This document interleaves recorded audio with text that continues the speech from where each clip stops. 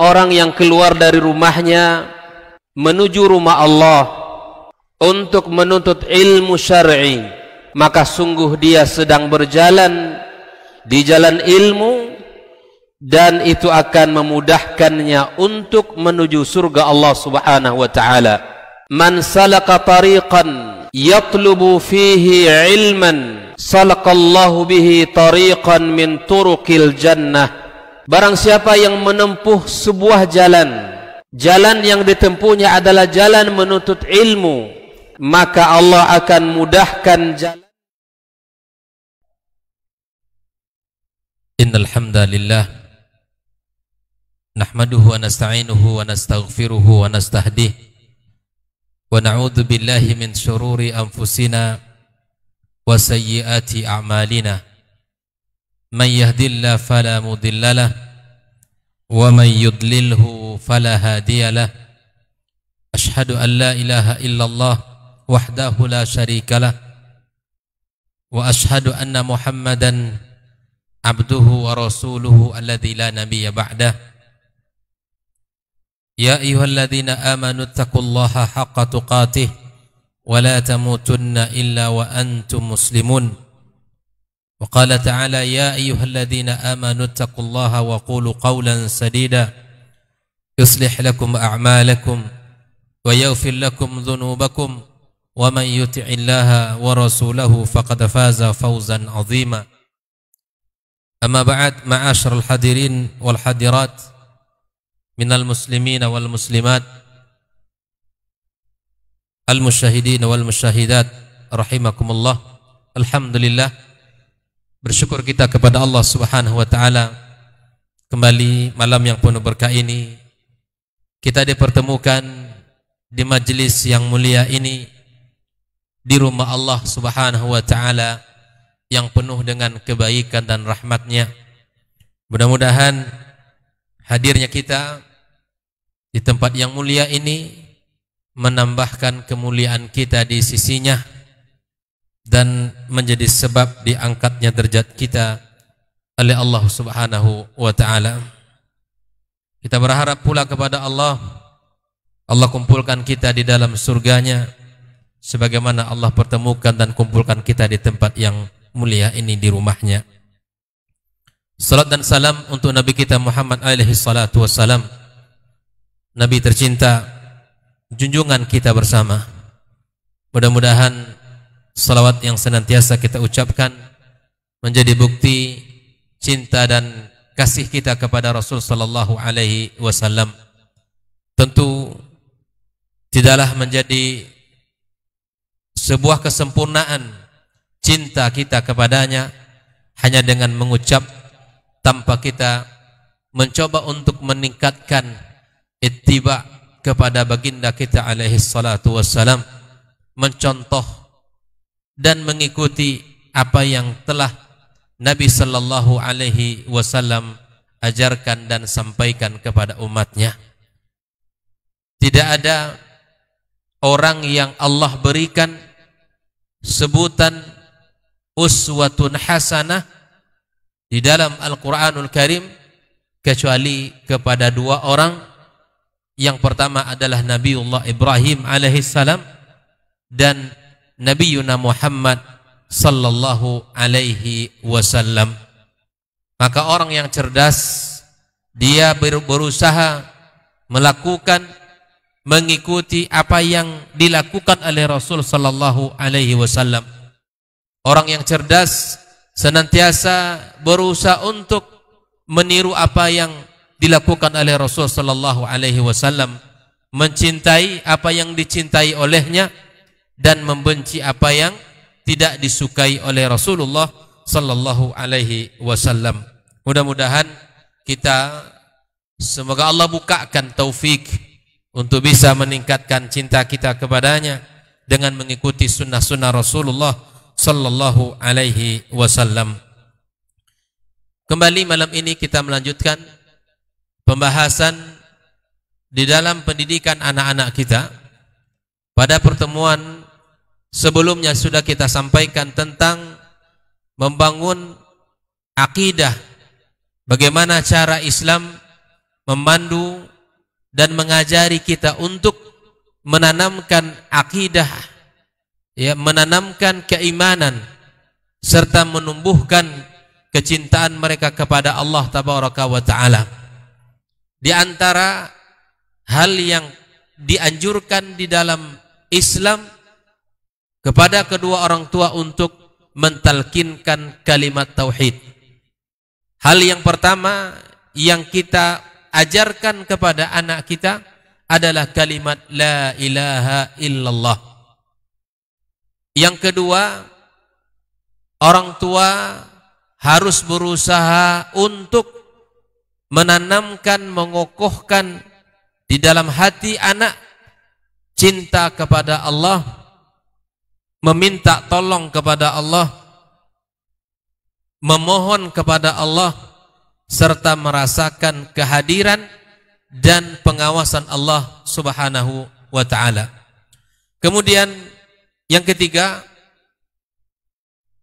menanamkan kecintaan kepada Rasulullah sallallahu alaihi wasallam. Di anak-anak kita sudah diajarkan sejak dini agar mereka mencintai Rasulullah sallallahu alaihi wasallam. Nah, sebaik-baik cara untuk menanamkan cinta anak kepada Rasulullah adalah dengan contoh tauladan dari ayah atau bundanya. Bagaimana kita membicarakan anak agar cinta kepada Rasulullah sementara orang tuanya sendiri tidak sepenuh hati di dalam menjalankan sunnah Rasulullah sallallahu alaihi wasallam? Maka pendidikan yang paling efektif adalah pendidikan uswah hasanah, tauladan yang baik dari kedua orang tua. Malam ini kita akan membahas tentang bagaimana membangun kecintaan anak terhadap ibadah kepada Allah Subhanahu wa Ta'ala. Di antara perkara yang kita hadapi saat ini adalah anak kita sudah kita ajarkan sejak kecil, bahkan sudah kita masukkan ke lembaga-lembaga pendidikan Islam, tapi harapan kita tak kunjung datang. Ketika sholat, masih saja sholat itu harus ditarik tangan baru bangun. Dalam pendidikan Islam, semua itu sudah diajarkan bagaimana cara untuk menumbuhkan dan mengawal ibadah anak-anak kita. Di muqaddimah kitab ini dijelaskan, bina'ul ibadati yu'addu muqabmilan li bina'il aqidah. Pembinaan ibadah, membangun kecintaan anak terhadap ibadah, itu adalah penyempurna terhadap pembinaan terhadap akidah. Jadi adalah akidah yang menjadi asas, yang menjadi pondasi pertama yang harus kita kokohkan. Setelah itu barulah kita mencoba untuk memperbaiki dari sisi ibadah, mengajarkan dari sisi amaliyah yang telah diwajibkan Allah Subhanahu wa Ta'ala. Karena ibadah itu sendiri adalah nutrisi bagi akidah kita. Karena akidah adalah sebuah asas yang kokoh, dia harus manusia tegak di atas akidah yang benar. Dan ibadah ini adalah nutrisi yang baik dan dia menjadi penopang di dalam kehidupan kita di dalam agama kepada Allah Subhanahu wa Ta'ala. Perlu dicatat, Bapak Ibu, perlu dicatat, wat-tufulatu laysat marhalat at-taklif. Masa kanak-kanak itu bukan masa taklif. Ini saking semangatnya orang tua terkadang belum lagi usia tamyiz, anak kalau tak mau sholat sudah dihukum. Nah, jangan sampai itu. Perlu dicatat baik-baik bahwa usia anak, usia kanak-kanak bukanlah usia taklif. Bukan usia yang sudah diwajibkan dia untuk sholat. Nah, inilah yang menjadi hal yang rintangan di dalam pendidikan kita. Kenapa anak-anak ini tidak suka dengan ibadah? Kenapa anak-anak ini sulit untuk menunaikan ibadah salat kalau dia sudah balik? Karena rata-rata pendidikan kita dibangun di atas dasar ancaman. Seakan-akan ibadah itu beban berat. Syariat itu adalah sesuatu yang menyulitkan. Ini tugas kita para orang tua, menanamkan bahwa agama adalah rahmah. Ibadah itu adalah karunia Allah, bukan beban semata. Dan siapapun orang yang nggak mau, Pak, pasti nggak mau ada orang yang mau ditambahkan beban. Makanya ibadah sholat itu jangan menjadi sesuatu yang berat bagi anak kita. Jadikan sesuatu yang disukai. Nah, terlebih tentu dengan bahasa orang tua. Apalagi bahasa para pendidik di sekolah. Akrab seluruh perintah ibadah itu dengan ancaman. Makanya di dalam Islam kita sering sampaikan bahwa pendidikan Islam itu mesti didahului dengan iman. Apapun syariat ibadah, maka mesti didahului ditanamkan di dalamnya keimanan. Inilah yang kita pahami dari perkataan salah seorang sahabat Rasulullah, ya, fata'allamnal imana qabla al-Qur'an. Kami belajar iman sebelum Al-Qur'an. Efeknya ketika iman sudah ditanamkan, setiap ayat yang dilantunkan, yang dibaca, maka bertambah iman. Karena sudah bagus ruhi anak kita. Dia membaca Al-Quran bukan karena paksaan. Dia sholat bukan karena dipaksa. Dia puasa Ramadan bukan karena dipaksa oleh orang tua atau guru, oleh aturan sekolahnya. Tidak. Disitulah fungsi bagaimana orang tua memberikan muqaddimah kepada anak, terutama anak-anak yang masih kecil, Pak. Disampaikan kepadanya tentang syariat salat ini, bagaimana Allah memberikan dan mewajibkan dengan banyak kebaikan-kebaikan. Jangan disentuh dari sisi hukum dulu. Anak-anak mesti ditanamkan kecintaan. Bagaimana Allah mencintai orang-orang yang salat. Bagaimana Rasulullah SAW menggambarkan orang-orang yang mendirikan salat. Nah, kita sampaikan ini, dibangun kecintaan anak terhadap ibadah salat itu. Disinilah rahasia tadi Bapak Ibu. Kenapa anak-anak kita ini berat sekali untuk melakukan ibadah? Karena ibadah digambarkan sebagai beban. Ibadah digambarkan sebagai sesuatu yang berat di dalam agama kita. Sehingga kalaupun anak itu sholat, bukan karena dari hatinya, bukan karena iman yang mendorong, tapi kemudian itu karena paksaan atau karena aturan. Sehingga anak kalau menjalankan ibadah karena aturan atau paksaan, ya ketika di belakang kita atau di belakang gurunya, anak-anak itu akan ya dengan mudah meninggalkan ibadah sholat. Ini perhatikan. Masa anak-anak bukan masa taklif, wa innama hiya marhalatu i'dad wa tadrib wa ta'wid. Di masa anak-anak itu masa kita mempersiapkan anak-anak kita, mempersiapkan, melatih dan membiasakan. Itu dulu. Itu dulu yang mesti kita lakukan. Kita faham konsep dasar bahwa anak-anak bukan usia taklif, tapi usia menyiapkan, usia melatih, dan usia yang membiasakan kebiasaan ibadah salat tersebut.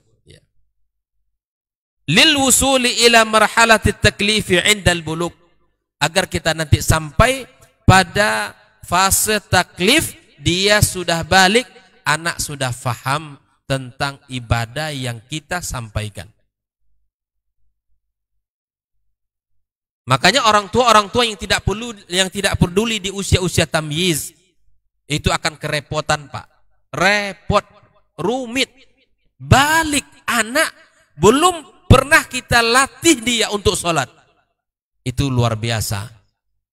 Jangan terlalu banyak menyalahkan anak. Kalau di usia tamyiz orang tua abai dengan tugasnya sebagai orang tua. Ini sering kita dapatkan. Ketika anak sudah balik, bahkan balik anak dia tidak tahu. Anak ternyata sudah mimpi basah. Yang perempuan ternyata sudah haid. Tapi kemudian tidak ada fase untuk menyiapkan diri mereka menghadapi masa itu.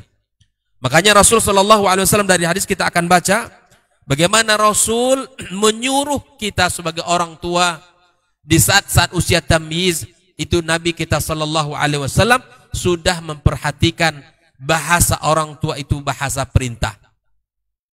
Bahasa perintah. Kaum muslimin, kaum muslimat rahimakumullah. Nah, kalau sudah kita siapkan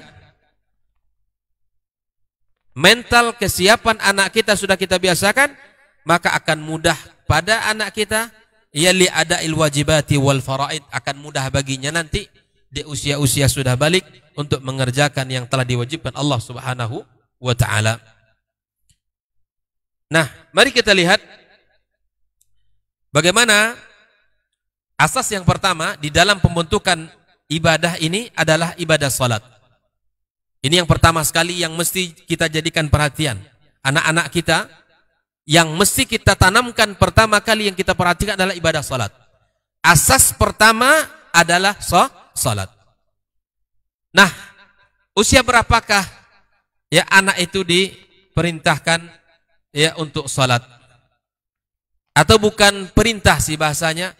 Usia berapakah anak itu sudah harus kita ajak untuk melaksanakan ibadah salat. Ya.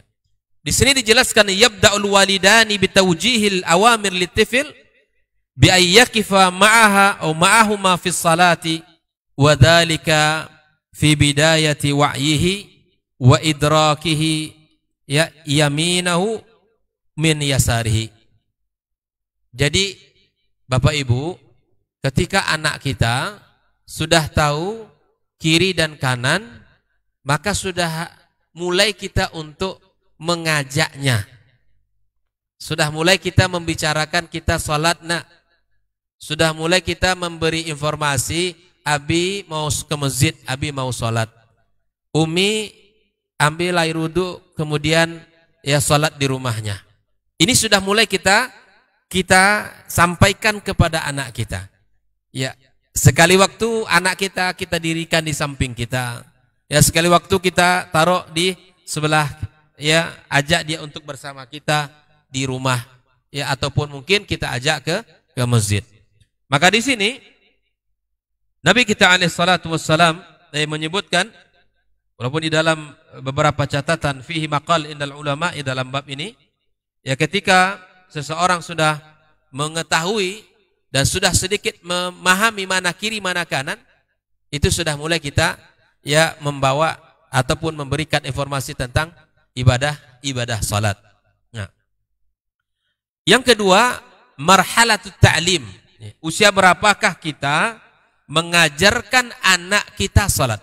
Kalau tadi itu ngajak ya untuk berada di samping kita, Abi sedang salat nak, jangan ganggu. Itu sudah cukup itu. Kalau anak tahu kiri kanan usia berapa tuh ya? Usia berapa? Usia berapa? Anak tahu ini kanan, ini kiri. Kira-kira usia berapa? Hah? 3 tahun bang ya? 2 tahun, 2 tahun. Abang enggak ada punya kecil lagi nampaknya. Oh masih. Usia 2 tahun itu udah tahu tuh. Nah, Abi mau sholat nak gitu. Itu sudah kita sampaikan. Ini ternyata sholat namanya gitu. Itu di usia, ya kalau sudah kita tahu kiri dan kanan. Nah, usia ta'lim itu disebutkan ya bi ta'limil arkanis salati wa wajibatiha, ya, mengajarkan rukun salat, ya, hal-hal yang wajib di dalam salat bahkan yang membatalkan salat. Maka Nabi telah menyebutkan ini ya di dalam sebuah hadis. Rasulullah sallallahu alaihi wasallam yang menyebutkan allimu as-sibya as-salata ya ibn sab'a sinin wadribuhu 'alaiha ibn 10. Ajarkan anak-anak kalian salat ketika mereka sudah masuk usia 7 tahun. Itu sudah mengajarkan itu. Usia tamyiz kata para ulama ya, usia tamyiz itu sudah mulai kita ajarkan. Bapak Ibu ya, anak-anak kita yang bersekolah ya SD, mereka di sana diajarkan tata cara salat ya, tata cara ibadah. Tapi saya menghimbau kepada kita semua, jangan cukup apa yang disampaikan di sekolah.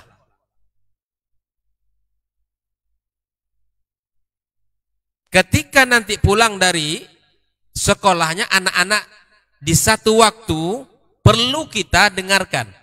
Nah, inilah yang namanya interaksi orang tua dengan anak di rumah ya.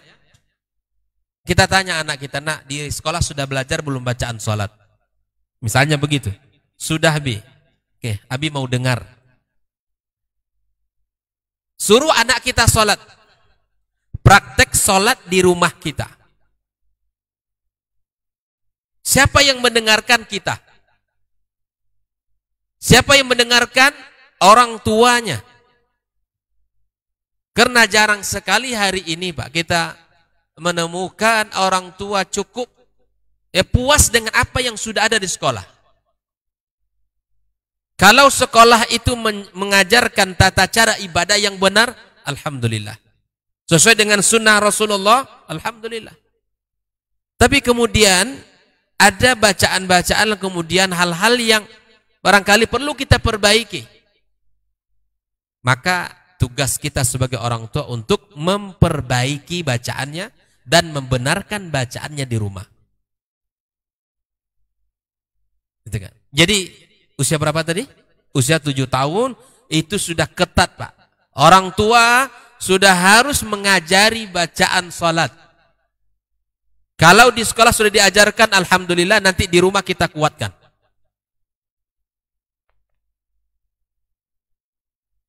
Kalau perlu tidak sholat saja, tapi kemudian kita ajarkan bagaimana cara ya takbiratul ihram, takbir ya, kemudian bagaimana ruku, bagaimana sujud yang benar. Mesti ada waktu bersama anak kita. Kita lihat nanti ruku sujudnya seperti apa. Begini nak, sesuai hadis Nabi SAW disebutkan seperti ini, ngangkat tangan itu. Kita sendiri orang tuanya sebagai guru di rumah untuk mengajarkan, memperbaiki gerakan-gerakan salatnya. Sebelum salat kita taharah. Maka kemudian anak ini kita ajarkan bagaimana cara berwudu. Sebagaimana Rasulullah SAW mengajarkan para sahabat berwudu. Ya, Utsman meminta untuk menyediakan air ya. Kemudian dia memulai dari awal sampai terakhir sehingga dia mengatakan beginilah Rasulullah mengajarkan kami tata cara berwudu. Lakukan itu pada anak kita di rumah. Lakukan itu pada anak kita di rumah. Oh ternyata begini loh kata anaknya. Ternyata begini loh berwudu itu ayah saya mengajarkan. Masya Allah. Ada kenangan Pak. Imam Ahmad memiliki kenangan indah bersama ibunya. Dan itu ditulis oleh Imam Ahmad dan diingat selalu oleh beliau. Di saat-saat aku masih kecil, kata Imam Ahmad, ibundaku menyiapkan air wuduku. Lalu kemudian dia membangunkan aku untuk salat.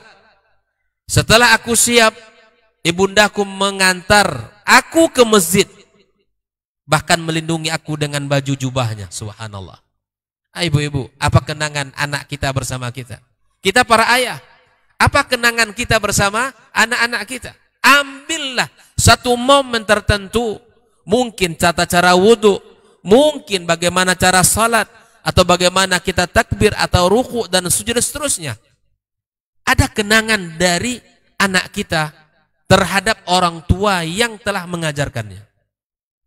Jangan diserahkan semua kepada guru-guru di sekolahnya. Oleh itu kaum muslimin rahimakumullah, maka Rasul mengatakan, muru as-sabiyya bis-salati idza balagha ya 7 sinin, perintahkan anak kalian untuk salat ketika berada di usia 7 tahun. Bahasa sudah mulai perintah.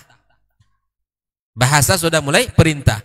Tadi mengajak dia untuk salat itu sudah dimulai dari usia di mana dia sudah tahu kiri dan kanan. Di saat-saat dia sudah mulai faham ini salat, maka kita sebut ini salat. Tapi perintah untuk salat tidak di usia itu. Namun di usia ya 7 tahun. Lalu kemudian fa idza balagha 10 sinin fadribuhu 'alaiha. Kalau anak sudah mencapai usia 10 tahun, maka boleh bagi orang tua untuk memberikan hukuman. Bayangkan Bapak Ibu ya, kita 5 kali sehari semalam di usia 7 tahun, 8 tahun, ya usia 9 tahun. Itu lumayan banyak kalinya itu. Maka begitulah syariat. Dimulai dengan tadarruj. Jangan langsung kita pukul, jangan. Karena pada akhirnya nanti anak kita benci dengan ibadah itu. Tapi bersabarlah. Bukankah Allah katakan wa'mur ahlaka bis salati wastabir 'alaiha. Perintahkan keluarga kalian salat ya, dan bersabar. Bersabar. Ya, membina anak untuk bisa mencintai salat bukan sesuatu yang ringan, tetapi harus dengan ilmu dan gunakan bahasa yang penuh dengan kasih sayang, bukan bahasa ancaman atau bukan bahasa yang menggambarkan tentang ibadah itu adalah beban yang Allah bebankan kepada kita. Tidak. Tapi gunakan bahasa yang baik sehingga anak kita mencintai ibadah yang telah Allah wajibkan tersebut. Kaum muslimin rahimakumullah. Nah, wa kana Rasulullah sallallahu alaihi wasallam yubashir bi nafsihi ta'lim al-atfal ma yahtajunahu fi shalah. Nabi sendiri langsung mengajarkan anak-anak di zaman itu. Bayangkan Bapak Ibu, Nabi Rasulullah langsung ikut andil di dalam mengajarkan salat kepada anak-anak di zaman itu. Seperti yang dikisahkan oleh Hasan ibn Ali bin Abi Talib radhiyallahu taala anhuma qala allamani Rasulullah sallallahu alaihi wasallam kalimatin aquluhunna fil witir. Dan Rasulullah mengajarkan ya Ali bin Abi Talib, di sini dia katakan bahwa aku diajarkan oleh Rasulullah doa di dalam witir. Allahumma hdini fi man hadait wa afini fi man afait wa tawallani fi man tawallait wa barik li fi ma a'tait wa qini syarra ma qadait fa innaka taqdi bil haqqi wa la yuqda 'alaik wa innahu la yadhillu man walait tabarakta rabbana wa ta'ala. Ini doa Nabi ajarkan langsung kepada Ali bin Abi Talib. Maka kita pun sebagai orang tua, sini nak, Bapak ajarkan kamu doa. Ini doa yang diajarkan Rasulullah kepada Ali. Ini doa yang diajarkan oleh Rasulullah kepada para sahabatnya. Jadi memang ada interaksi Pak di rumah kita. Jadi jangan sampai interaksi itu kering. Ya, interaksi satu arah dengan anak kita. Seringnya kita memerintah saja. Seringnya kita terkadang ya mengoreksi dan menyuruh tanpa ada bentuk dialog yang itu tercermin kasih sayang. Ini yang terjadi dalam keluarga kaum muslimin. Bahwa tidak ada dialog kasih sayang yang penuh dengan ilmu, yang penuh dengan nasihat, yang penuh dengan candaan dan sapaan yang dekat kepada anak kita.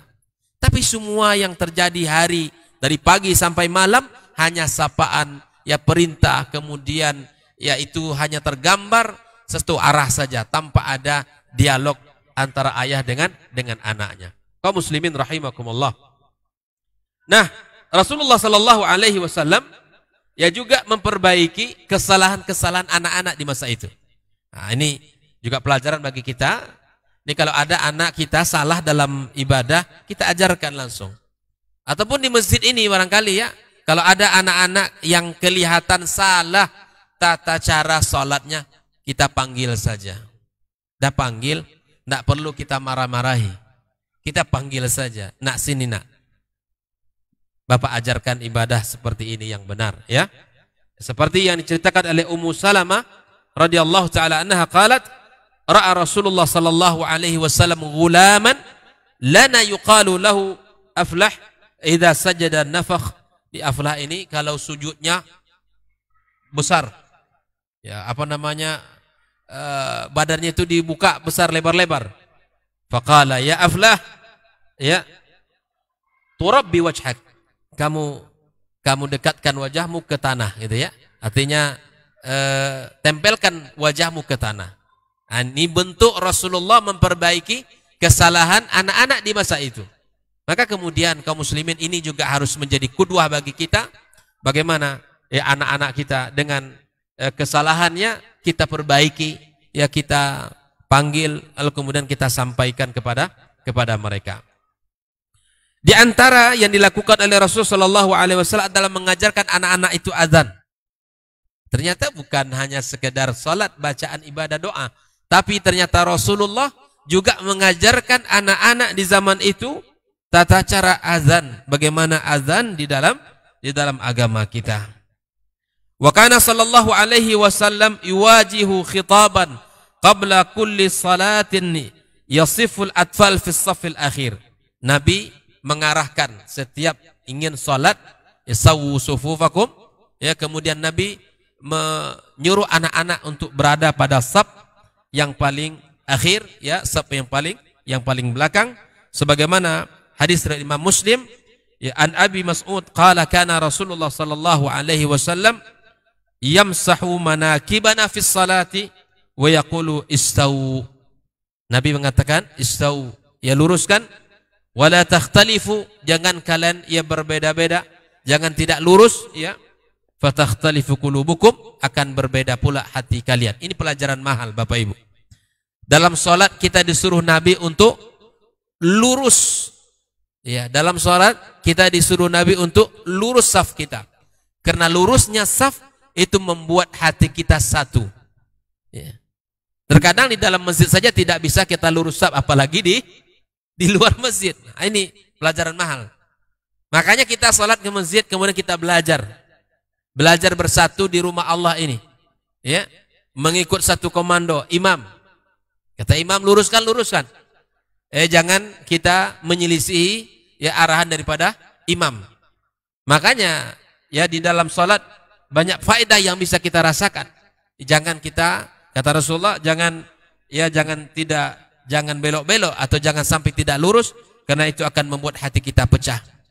Maka kalau kaum muslimin ingin bersatu, ya kaum muslimin ya hatinya ya saling baik, ya saling memberikan, maka kemudian ya dirikanlah salat dengan cara yang benar, ya ikutlah aturan imam, ya apa yang dikatakan oleh imam, maka kemudian insyaallah taala akan bisa dan akan mudah pula kita bersatu di luar rumah Allah Subhanahu wa taala.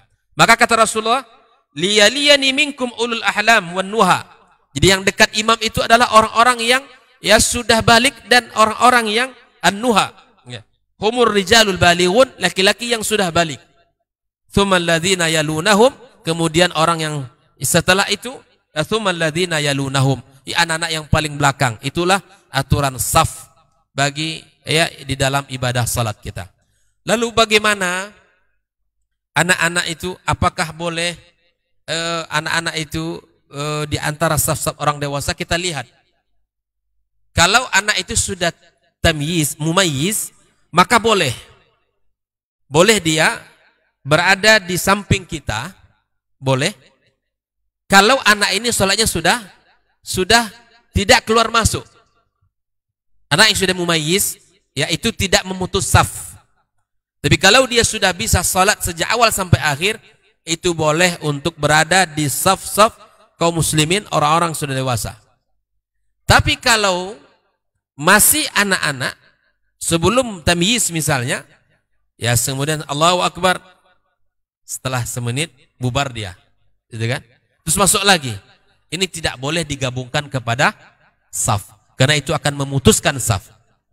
Tapi kalau anak yang sudah tamyiz dan sudah faham, ya sejak dia takbir sampai dia salam tidak keluar, maka ini tidak memutuskan saf. Jadi tidak bisa kita samakan ya anak-anak, apakah itu memutuskan saf apa tidak? Maka di sini ada tafsil. Kalau anak-anak yang sudah tamyiz, maka boleh dia berada di saf-saf kaum laki-laki. Ini tidak terhitung memutuskan saf apabila dia sudah bisa ya ikut salat sejak awal sampai akhir. Namun kalau anak-anaknya masih kecil, ya masih ya sekali waktu takbir pergi lagi, kemudian masuk lagi dalam saf, kemudian setelah rukuk dia pergi lagi kembali lagi. Ini tidak boleh digabungkan kepada saf-saf kaum muslimin dalam salat, karena itu yang akan merusak dan akan memutuskan ya saf-saf kaum muslimin. Bisa dipahami ya?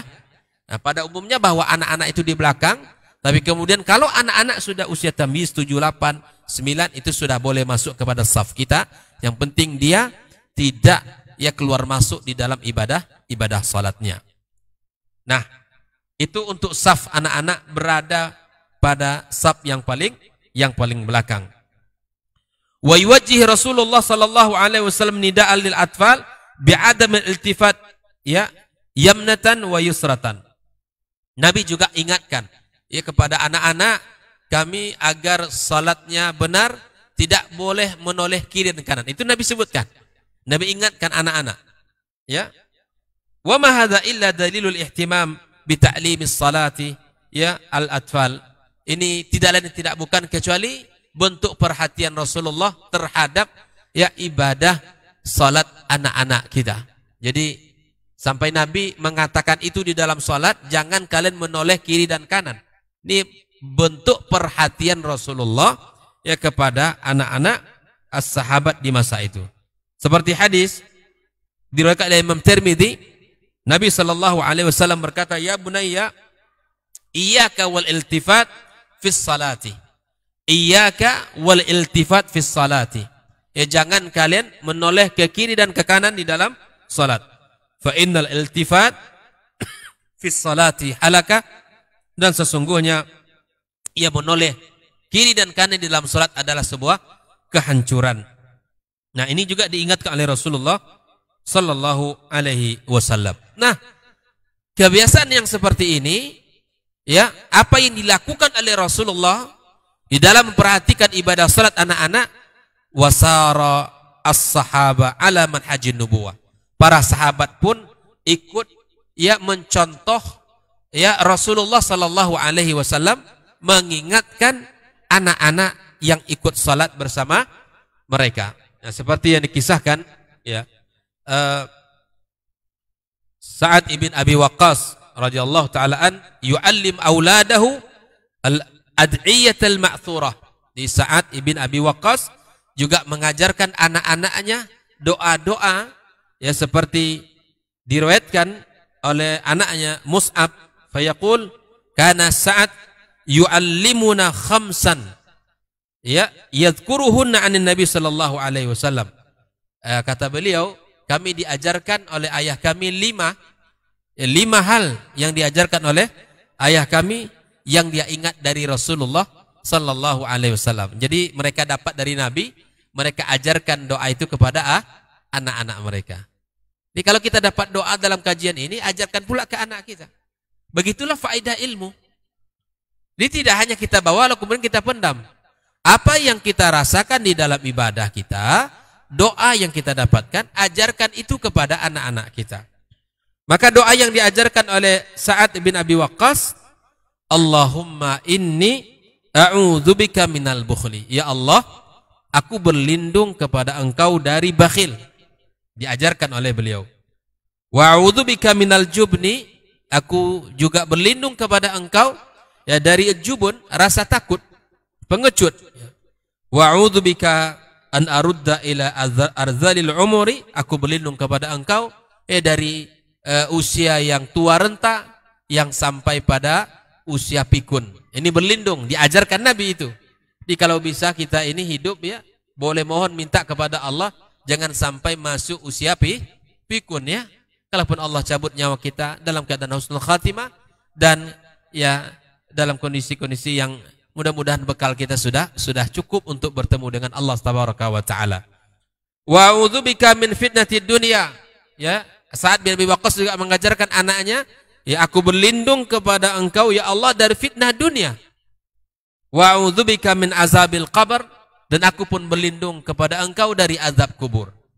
Ada 5 itu Pak ya. Tolong dihafal ya. Allahumma inni a'udzubika minal bukhli wa a'udzubika minal jubni wa a'udzubika min an arudda ila arzalil umuri wa a'udzubika min fitnatid dunya wa a'udzubika min adzabil qabr. Ini doa yang diajarkan oleh Sa'ad bin Abi Waqqas radhiyallahu taala anhu kepada anak-anaknya. Kemudian seperti nasihat Abdullah bin Mas'ud radhiyallahu taala anhu ya kepada orang tua dan kepada ya, ayah bunda. Ini nasihat yang mesti kita lakukan. Apa kata Abdullah bin Mas'ud? Hafizu ala abnaikum fis salati wa awiduhumul khaira fa innal khaira adatun. Kata Abdullah bin Mas'ud, ya nasihat untuk orang tua, jagalah ibadah salat anak kalian. Artinya apa? Kita sebagai orang tua harus ya, memerintahkan anak kita untuk salat. Jangan kita biarkan dia tak salat. Anak kita sudah masuk waktu subuh ini. Bahkan sudah pulang kita dari salat subuh. Jangan dibiarkan tidur, bangunkan anak itu sebagai bentuk perhatian kita. Maghrib juga demikian, atau zuhur, asar mungkin di sekolahnya. Ketika maghrib dia di rumah kita. Maka kita lihat, ini sudah maghrib mau masuk ini. Orang tua harus peka. Nah sudah ini maghrib, sebentar lagi maghrib, mandi. Ya, kita ke masjid. Para bunda juga demikian di rumah, ingatkan anak-anak perempuannya untuk sholat bersama mereka di rumah. Ya, hafizu ala abnaikum fis shalah. Wa awiduhumul khaira, kata Abdullah bin Mas'ud. Ajarkan anak-anak kalian itu, biasakan mereka melakukan kebaikan. Jadi nasihatnya agar kita senantiasa ya membiasakan anak kita untuk melakukan kebaikan. Masuk, ucapkan salam, minum dengan tangan kanan, makan dengan tangan kanan, baca bismillah, makan duduk. Ya, kalau kita masuk kamar mandi baca doa, ketika keluar kamar mandi kita baca doa, dan seterusnya. Biasakan pola hidup ya di atas syariat. Ajarkan mereka zikir, ajarkan mereka ayat-ayat ya pendek, ajarkan doa safar dan seterusnya. Biasakan mereka dengan kebaikan, kata Abdullah bin Mas'ud, fa innal khaira adah. Sesungguhnya kebaikan itu akan menjadi kebiasaan. Anak-anak kalau dibiasakan bangun lebih awal, insya Allah ya tidak berat. Dan dia akan tumbuh di atas kebiasaan itu. Jangan dikira bangun subuh itu ringan kalau tidak dibiasakan sejak dini. Dia bukan perkara sebetulnya dibiasa saja. Kalau sudah menjadi biasa, orang tua membiasakan. Tapi insya Allah itu akan menjadi biasa. Tapi ketika orang tua lalai, tidak mau membangunkan, terkadang begini, biarlah dulu dia masih kecil. Ya kan? Betul, anak kita masih kecil. Tapi perlu dilatih. Karena sayang kepada anak, nggak mau mengganggu tidur, ya biarkan dia dulu. Memang betul. Dia belum mukallaf, tapi sudah perlu diajari agar dia ya, terbiasa dengan ibadah di awal waktu. Bapak Ibu rahmati Allah Subhanahu wa taala, maka perlu kita ketahui bersama bahwa ibadah itu perlu kita latih, dan kemudian ibadah itu akan menjadi biasa kalau kita biasakan di rumah kita. Dan memang sekali lagi kata Allah, wa'mur ahlaka bis salati, ya bersabarlah, ya wa'mur ahlaka bis salati wastabir 'alaiha, dan bersabarlah kalian di dalam memerintah mereka untuk salat. Baik. Kaum muslimin, kaum muslimat rahimakumullah. Ya. Marhalatul amr bis salati wad darb ala tarkiha. Kapankah anak itu ya diberikan perintah dan diberikan hukuman sekaligus kalau anak tidak meninggalkan salat. Maka dari hadis yang sudah kita bacakan tadi, dari hadis Abdullah ibn Amr ibn al-As radhiyallahu taala anhu, qala Rasulullah sallallahu alaihi wasallam, muru auladakum bis salati wa hum abna 7 sinin wadribuhum 'alayha wa hum abna 10 wa farriqu bainahum fil madaji'. Ada 3 hal: usia 7 tahun perintahkan salat, usia 10 tahun kalau tidak salat dipukul, berikan pukulan pendidikan, ia mentakdib, dan usia 10 tahun anak sudah harus dipisah di tempat tidur. Tidak boleh lagi satu kasur berdua, tidak boleh lagi satu selimut kakak beradik.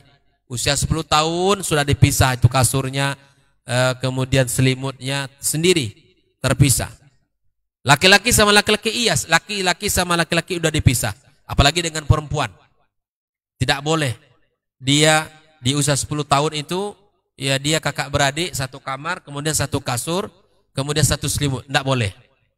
Laki-laki anak kita 2 misalnya, boleh satu kamar tapi beda kasur, beda selimutnya, biarkan dia tidur masing-masing. Apalagi perempuan nggak boleh dicampur dengan laki-laki, ya. Maka pisahkan mereka, karena disitulah mulai nanti pendidikan yang sifatnya adalah ya ghirah, ya sifatnya ya keinginan, syahwat.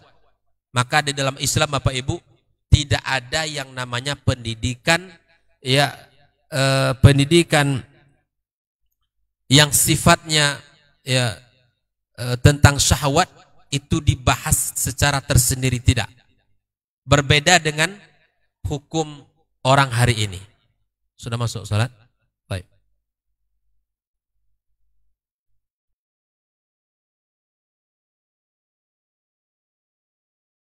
Keluar dari rumahnya menuju rumah Allah untuk menuntut ilmu syar'i, maka sungguh dia sedang berjalan di jalan ilmu, dan itu akan memudahkannya untuk menuju surga Allah Subhanahu wa taala. Man salaka tariqan yatlubu fihi ilman salakallahu bihi tariqan min turuqil jannah. Barang siapa yang menempuh sebuah jalan yang ditempuhnya adalah jalan menuntut ilmu, maka Allah akan mudahkan jalannya untuk menuju surga Allah Subhanahu wa taala. Orang yang berangkat ke masjid untuk menuntut ilmu syar'i dianggap sebagai jihad fi sabilillah. Nabi alaihi salatu wassalam bersabda, "Man dakhala masjidana hadza", barang siapa yang memasuki masjid kami ini, yakni Masjid Nabawi, liyata'allama khairan, untuk belajar atau mempelajari kebaikan, au yu'allimuhu, atau dia mengajarkan kebaikan, kal mujahidi fi sabilillah, adalah seperti orang yang berjihad di jalan Allah. Mudah-mudahan kehadiran kita di rumah Allah yang mulia ini, tujuan kita hanya satu, untuk mencari ridha Allah tabaraka wa taala. Mudah-mudahan ilmu yang kita pelajari, ilmu yang memberikan keberkahan, yang menerangkan jalan kita dan senantiasa menjaga kita di jalan Allah Subhanahu wa taala.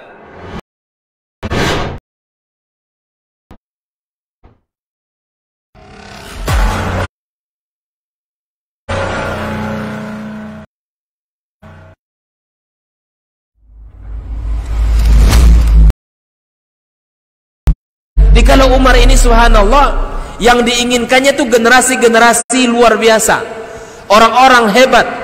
Lalu kemudian apa yang dilakukan oleh Umar? Fa'asta'miluhu fi ta'atillah, aku gunakan mereka ini di dalam ketaatan kepada Allah. Ketika kaum muslimin itu memiliki penyakit namanya wahan, yaitu hubbud dunya wa karahiyatul maut, cinta dunia dan takut akan kematian. Lalu Nabi menjawab dengan yang lebih penting. Apa itu? Madza a'adatta laha, apa yang engkau siapkan untuk kiamat itu. Bin Sulaiman tadi, inti yang bisa kita ambil apa? Solehkan diri kita. Solehkan diri kita sebelum mencari rezeki. Karena kalau kita tidak soleh, kalau kita tidak bertakwa kepada Allah Subhanahu wa ta'ala dalam mencari rezeki, mencari rezeki itu akan terasa sulit.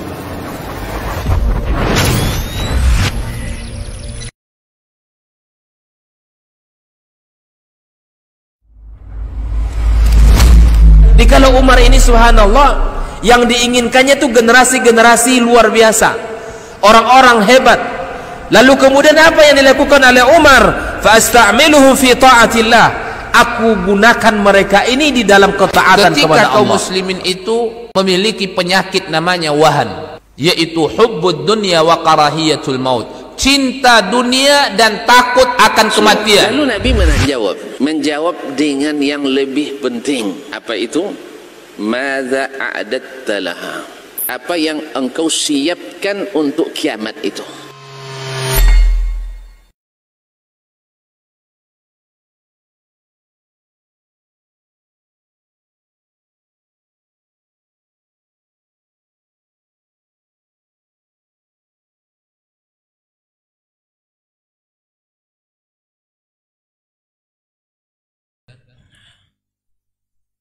Marhala untuk perintah itu di usia 7 sampai 10 tahun, dan hukum fikihnya di usia itu sudah boleh bagi kita untuk memukul dengan pukulan pendidikan, dan sekaligus kita sudah pisahkan tempat tidur anak-anak kita. Nah, dari 3 hal, yang pertama adalah mengajak salat ketika anak sudah faham kiri dan kanan. Kemudian mengajarkan salat pada usia 7 tahun, itu mengajarkan ta'lim, ya.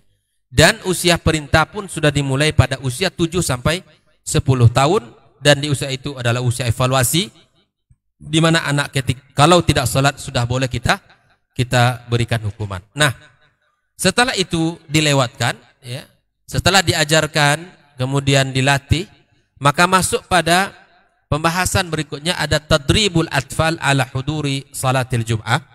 Kita melatih anak-anak kita, Pak, untuk hadir salat Jumat. Anak-anak kita hadir bersama kita, ya, di salat Jumat. Dari Jabir bin Abdullah radhiyallahu taala annahu qala, ya, anna Nabi sallallahu alaihi wasallam qala, man kana yu'minu billahi wal yaumil akhir fa alaihil jum'ah. Yang beriman kepada Allah dan yaumil akhir, maka hendaklah dia melaksanakan salat Jumat. Illa musafiran, kecuali orang musafir, au mamlukan, kecuali budak, au sabiyan, kecuali anak-anak, au imra'atan, atau perempuan, au maridan, kecuali orang sakit. Nah, ini orang-orang yang dikecualikan, ya, dibolehkan dia tidak berjumat. Nah, bagaimana kalau anak ini ikut salat Jumat? Apakah dia dapat pahala? Disebutkan di dalam kitab Al-Bada'i, ya, Al-Hadisi biqauli, ya, seperti disebutkan oleh Al-Imam Al-Kasani, fassalatus sabiyyi takunu tatawuan. Di salatnya anak itu sempurna salatnya, maka ini menjadi tatawwu, ya, ibadah sunnah bagi anak kita. Walaupun dia belum, ya, wajib salat, tapi ini menjadi ibadah sunnah bagi anak-anak kita. Oleh itu kaum muslimin perlu memang dilatih anak kita. Bolehkah anak-anak dibawa ke masjid? Pada prinsipnya boleh, tapi kemudian dilihat sebelum anak kita, ya, berangkat ke masjid bersama kita, di rumah mesti kita ingatkan bahwa salat itu ibadah, di masjid tidak boleh untuk melakukan sesuatu yang mengganggu kaum muslimin di dalam ibadah. Ini sudah kita mulai tanamkan, itu sudah mulai kita ingatkan anak-anak kita. Ya, walaupun terkadang, ya, anak-anak kita di dalam sholatnya tetap masih ada, ya, hal-hal yang bisa, ya, mengganggu ibadah sholat kita. Namun, ya, kita sebagai kaum muslimin bersabar saja dan ingatkan anak-anak kita untuk, ya, jangan sampai mengganggu ibadah orang-orang yang sedang sholat. Nah, pada prinsipnya dibenarkan, tapi yang paling penting sebelum anak dibawa ke masjid adalah diingatkan. Dan kita sebagai, ya, kaum muslimin secara umum juga berlapang dada dengan anak-anak kita. Ya, lebih baik mereka di rumah Allah Subhanahu wa taala, ya, walaupun terkadang memang ada hal-hal yang mengganggu dan bahkan mungkin, ya, mengurangi kekhusyuan dan seterusnya dalam ibadah kita. Jadi memang ibadah di rumah Allah ini memang bagi anak-anak ada tempatnya.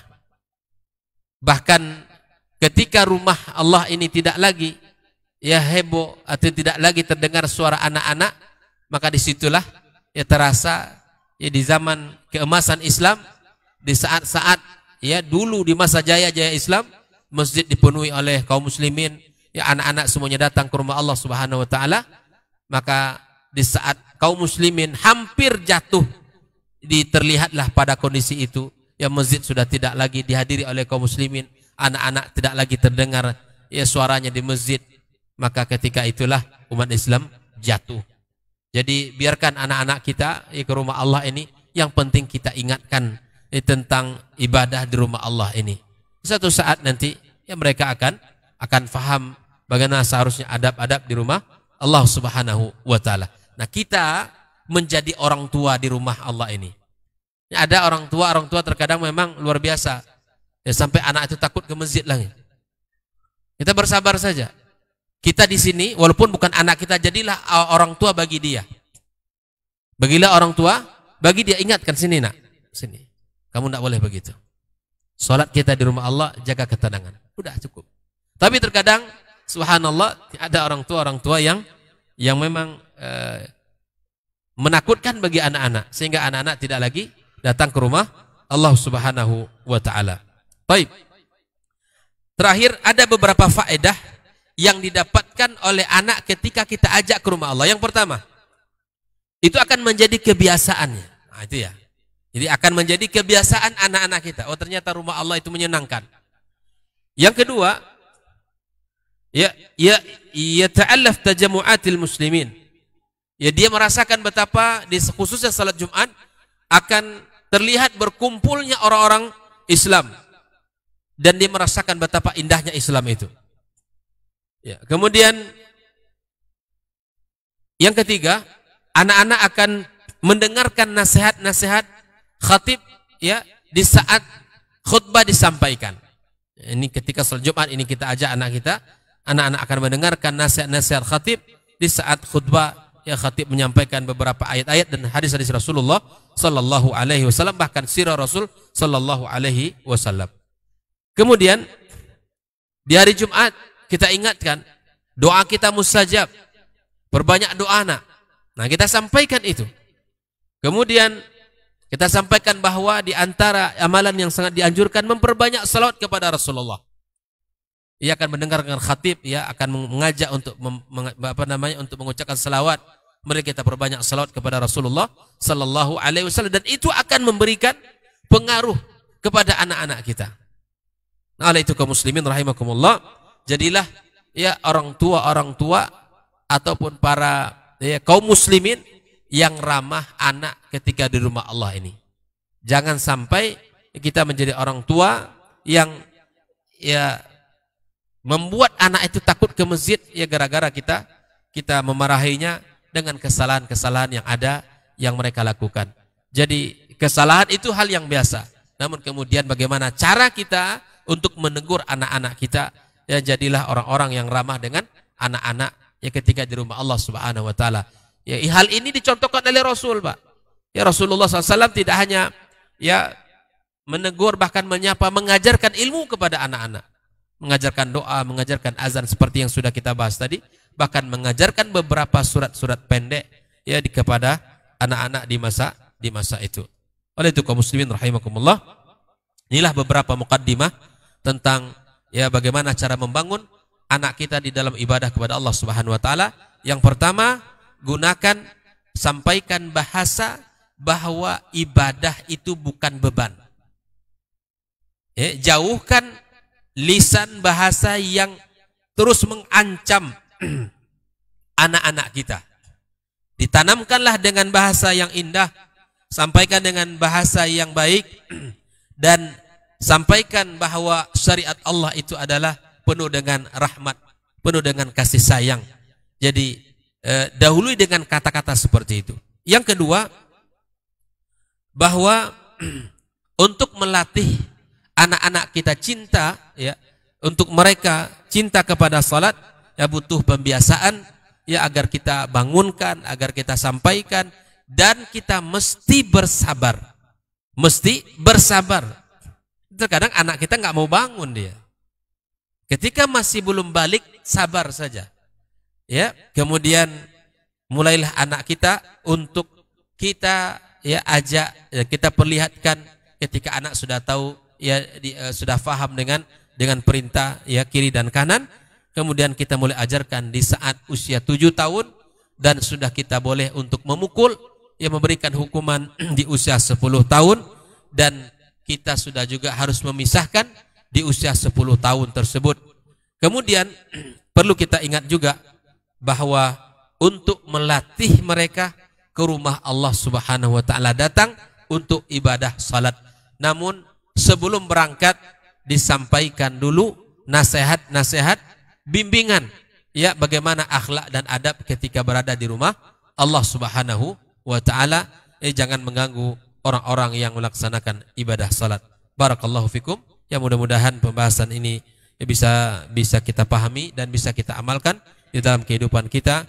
Dan mudah-mudahan Allah karuniakan kepada kita anak-anak yang saleh dan salehah, anak-anak yang cinta kepada ibadah salat. Subhanakallahumma bihamdik asyhadu an la ilaha illa anta astaghfiruka wa atubu ilaik. Wassalamualaikum warahmatullahi wabarakatuh.